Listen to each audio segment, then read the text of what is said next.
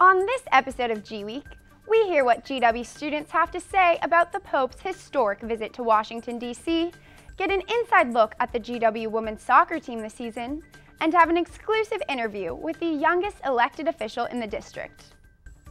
All this and more on GWeek.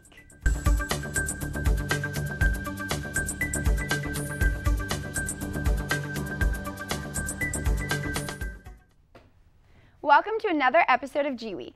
I'm your host, Mary Grace Brown. As we embark on another school year, GW has committed to improving its safety protocol on and off campus to keep students secure. One proof of these efforts is the new measure to place emergency contact information on the back of GWorld cards. Further, GW established the Community Response Program. GWeek reporter Devon Morales has the scoop.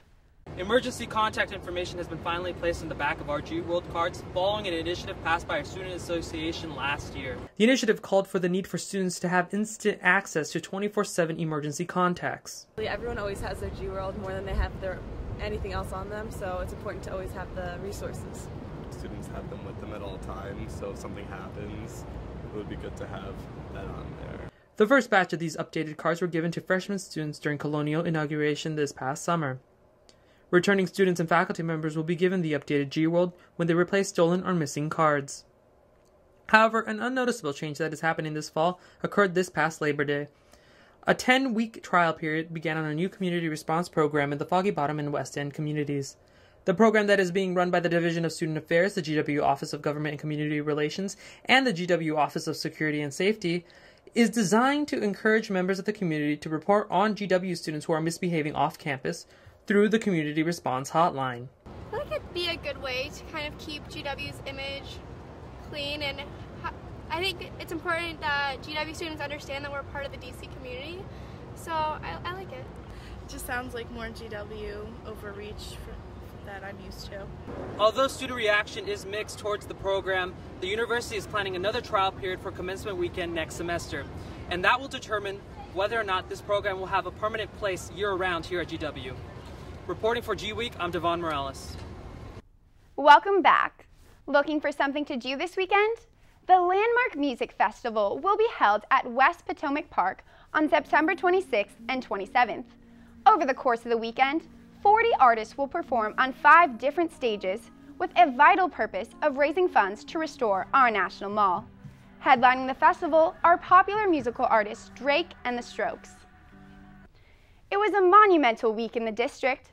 Pope Francis, the spiritual leader of 1.2 billion Catholics, touched down in our nation's capital, embarking on his historic first visit to the United States.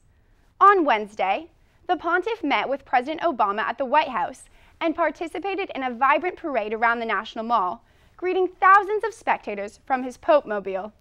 All this happened within steps of the GW campus. GWeek reporter Coralie Barreau talked to GW students about their thoughts on the Pope's visit. Hi, this is Coralie Barreau reporting live from GWeek. Today we're in Kogan Plaza asking students if they know about the Pope's visit today, September 22nd, 2015. Do you know about the Pope's visit today in Washington, D.C.? I do. It's very exciting. I do. I do know about it. The Pope is arriving. What do you think he's going to be speaking about while he's here and while he's touring the United States? I think he's going to be talking to Obama about Cuba relations. I know he's a big, helping hands in restoring those. I know he's speaking with Obama, and then he's going to Congress, and then he's doing a couple prayers. Absolutely not. Isn't he going to be speaking about the climate? Do you know why this is such a big deal? He is the main Catholic figure in the world. He's a huge security risk. I don't know. I feel like he represents a lot of progression in terms of what he's doing, so it's exciting for someone like him to be coming here for the first time. I think it's significant that he's here, but I can't say I take a particular interest in it now. I also think it's really important because he is a pope who's come out with some different statements that a lot of people who aren't necessarily Catholic still agree with. For example, his statement on the environment. Think you're going to be able to see the Pope? I'm not, but my mom has a ticket to go. We're actually going to go on Wednesday to the parade that's happening. I have a game today. I'm going to use that as an excuse. But if I didn't have a game, I probably wouldn't go. So it looks like I got the chance to actually meet the Pope. So signing off from GWTV, this is Coralie Barreau and the Pope. Thanks, Coralie. The Pope will continue the rest of his U.S. tour, traveling to New York and Philadelphia later this week. We'll be right back with more headlines after the break.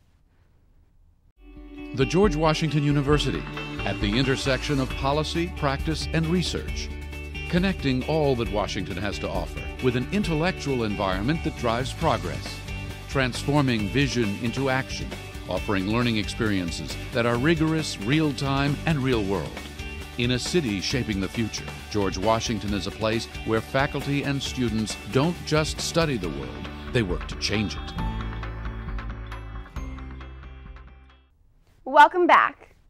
Comedian Jon Stewart will headline Colonials weekend on October 17th at the Charles E. Smith Center. Tickets for both his 7 p.m. and 10 p.m. shows sold out quickly, even after technical difficulties caused GW to suspend initial ticket sales for several weeks. Students who did not get tickets can participate in several other campus-wide events planned for the weekend. A new development this year, 2 dorms on the Foggy Bottom campus were recently renovated. Here's Krista with more. This past summer, GW's Residence Hall Association worked hard to renovate 2 dorms on campus. Mitchell Hall, an 86-year-old dorm that consists of 350 single rooms and is mostly home to freshman students, addressed popular complaints regarding the dorm's excessive mold on the ceilings, broken wall panels, and chipped paint and floors. The renovations also included an essential reinstallation of in-room vanities, piping, and new bedroom furniture. The updates for Strong Hall, a 79-year-old building that houses the Sisters of Sororities Chi Omega and Pi Beta Phi, included an updated sprinkler system, a new elevator, and a fresh coat of paint. The outside of the building was also decorated with plaques engraved with their Greek letters, often featured on the outside of sorority and fraternity houses on Townhouse Row. Thanks, Krista. Over on the Mount Vernon campus, the women's soccer team is off to a great season. I had the opportunity to talk with some of the players after last week's game. The GW women's soccer team had a hot streak last week, achieving 2 back-to-back victories at home. The team netted a combined total of 5 goals in the 2 games, both of which were shutouts. Thursday's match against Liberty resulted in a decisive 3-0 victory, with an own goal by Liberty as well as goals by senior Brooke Stoller and senior Christy Abate. On Sunday, the team beat Delaware State 2-0. Junior Mackenzie Calla scored both of the Colonials' goals. See here how she perfectly executes a give-and-go play with sophomore Ingrid De Clemente and scores. After the game, Calla expressed her excitement and confidence in her team. I mean, it's really exciting. I'm lucky that I'm a forward. I mean, that's my job, and I've been doing it pretty well this year. But I couldn't do it without everyone else. If I don't have the ball, I can't score. The girls have worked hard at practice to prepare for Atlantic 10 conference play, which starts on October 1st against St. Joseph's. With these 2 wins, the team's record is 4-4. Stoller explains why wins at home are so important. It's really exciting because we get a little bit more fans and, we know our field so well. Also, just playing out of conference, it's good to get some wins before we go into conference and, start playing a little bit tougher opponents. After making it to the A10 semifinals last season, the girls aim to reach the A10 tournament again this year. Last year we made it to semifinals. This year we're looking to make it all the way and then hopefully to the NCAA tournament. We're going to have some tough teams to play, but we're really confident and we want to win the whole thing, so we're excited.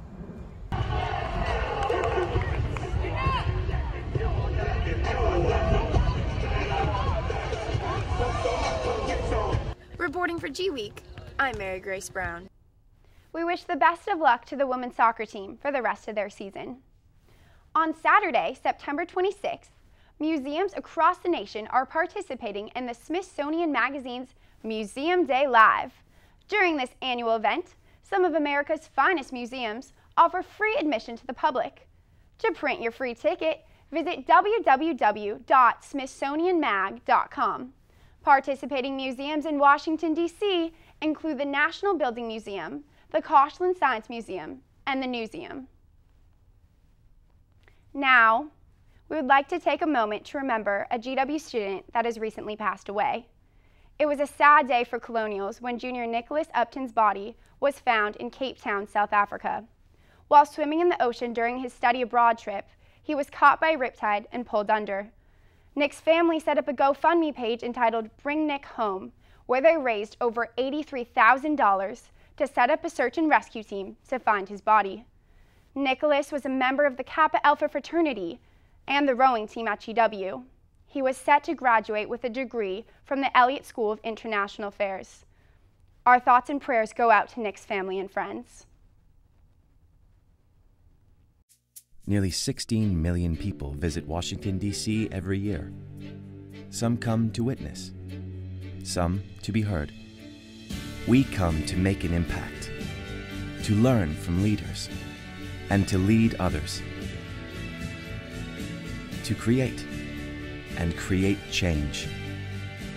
We are the George Washington University. We come to make history.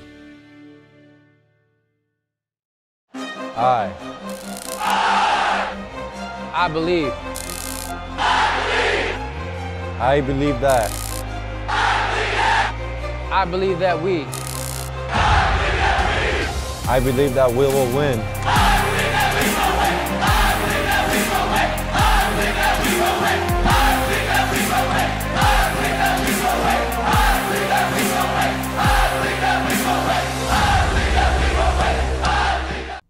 Welcome back. At the beginning of the month, students attended GW's annual Fall Fest. Here's Abby with the details. On Labor Day weekend, GW's annual Fall Fest held in U Yard featured musical acts Mo and Holy Child. Holy Child is composed of 2 GW alumni. Vendors like Monster, Domino's, and Coke gave away free food and stuff to attendees. It seems great, free food, who can complain? Mo, the headliner, finished off the show. Plenty of activities, free stuff, lots of good music. It's a good time all in all.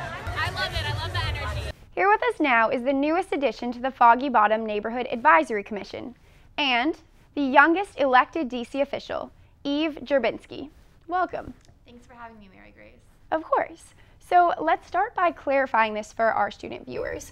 What is the Neighborhood Advisory Commission? Sure, so the Advisory Neighborhood Commission, which we call ANC for short, is a group of 8 elected officials, each representing a single member district.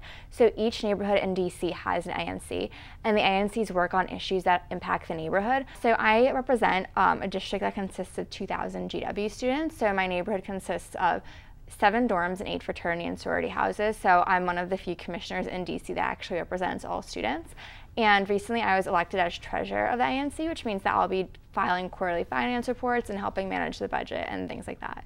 Okay, so exciting. Congratulations again. Thank you. And so can you please tell me, how does it feel to be essentially the youngest elected official in DC? I mean, I'm really humbled. I didn't really expect this to happen, but I think it's really great because I get to represent a lot of students and advocate for causes that students care about. Definitely, and that's what we need here at GW, student leaders like you. So that's really great.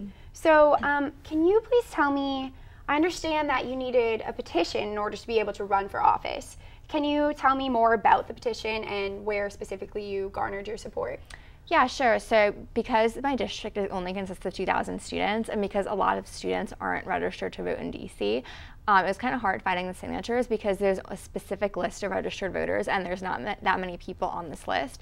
So in order to run, I had to get 25 signatures on this petition, which doesn't seem like a lot, but I have to get it from these specific people on the list. Right. And I also had to get them during move-in weekend, so no one was really home and they're all running around, so I had to track down each person individually to get them to sign it. So it was hard, but I made the deadline in time. Cool. Well, it's great that you got it accomplished.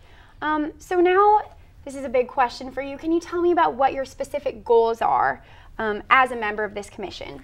Yeah, so I have 4 specific goals. So basically one of the biggest issues impacting our neighborhood right now is kind of community noise and policing and all of that. Right. So what happens is GW is actually asking the consortium, which is the group that lobbies on behalf of all the universities in DC, they're asking the consortium to push this bill in front of the DC Council, which would allow UPD to have full off-campus policing powers and go into the neighborhood and arrest people. And actually, UPD used to have this power until MPD told them to stop. So it's kind of just extending beyond the GW campus. Yeah, and so what actually happened when UPD had these powers, they would go into the neighborhood and they would mistakenly arrest people who were just young, and they would profile them as noisemakers because of their age. So a lot of neighbors don't want this to happen because they don't want people to get arrested for no reason, and a lot of students don't want this to happen because they don't want to be profiled. So one of the things I'm doing is really pushing for this to not happen, and because we need to kind of have more trust in GW and the community.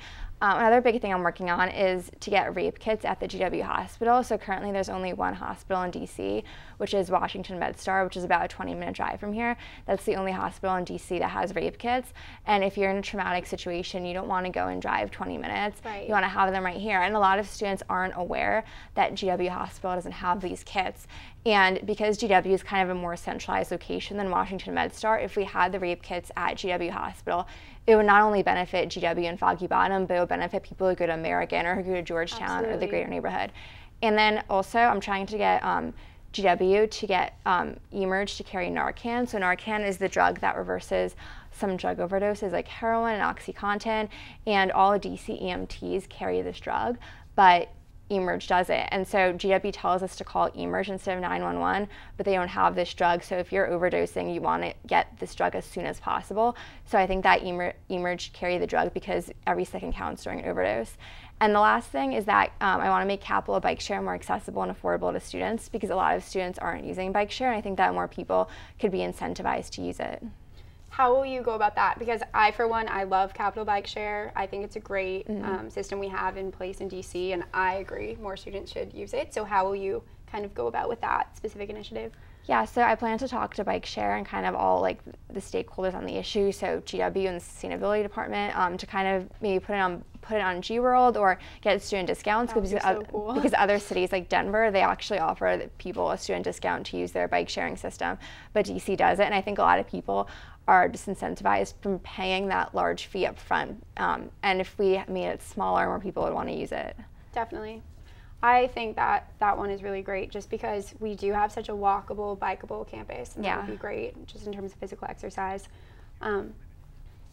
So I think that was also, I think this is a wonderful platform. I think it's really cool how you spread it out across a lot of different topics, the eMERGE, the bike share. So it may be hard to pick just one, but I'm just curious, what is one of your greatest priorities that you hope to accomplish while in office out of those? I think definitely the rape kits at the hospital, because GW has a problem with sexual assault. We have 31% of upperclassmen women have experienced a forced sexual encounter, and 31% of LGBT students have also experienced a forced sexual encounter. So clearly it's a problem on our campus, and a lot of students aren't aware that this resource is not at the GW hospital, and it's going to cost $700,000 a year to have these rape kits at the hospital, which seems like a lot of money, but then when you think about all the money that GW has, that's like 3 students' tuition housing over 4 years. Right. And the DC government can also chip in money, so I think that we need to step up and make these kits available so that all survivors are supported and we can bring perpetrators to justice. Definitely. So I think that's really phenomenal, and I agree that's extremely important. So just kind of to finish up, what would you say to students who are inspired by your story and who also want to achieve a high leadership position? What would your advice be? Well, I would say find something that you're passionate about and be open to new experiences, and then really pursue that. So whether that be in a student org or Greek life or anything you're currently involved in, I think you just have to kind of focus on achieving that goal and helping others in the greater community and kind of pursuing at it. And we also actually have an open seat right now on our Foggy Bottom Advisory Neighborhood Commission, which is actually consists of mostly GW dorms, so that's also something that's out there if someone wants to go run for it. Great, well, that's great to know. Well, thank you so much. A new addition on campus features 2 3D printers and 1 digitizer located on the 2nd floor of Gelman Library. The printers use ABS filament to create objects in a variety of colors. All students have access to the printers, but they must fill out a request form located at library.gwu.edu prior to their printing job. Students can make 3D innovations for 5 cents a gram. Well, that brings us to the end of our show. Until next time, make sure to check out GW TV on our website at www.gw-tv.com. Thanks for tuning in, GW. We'll be seeing you around campus.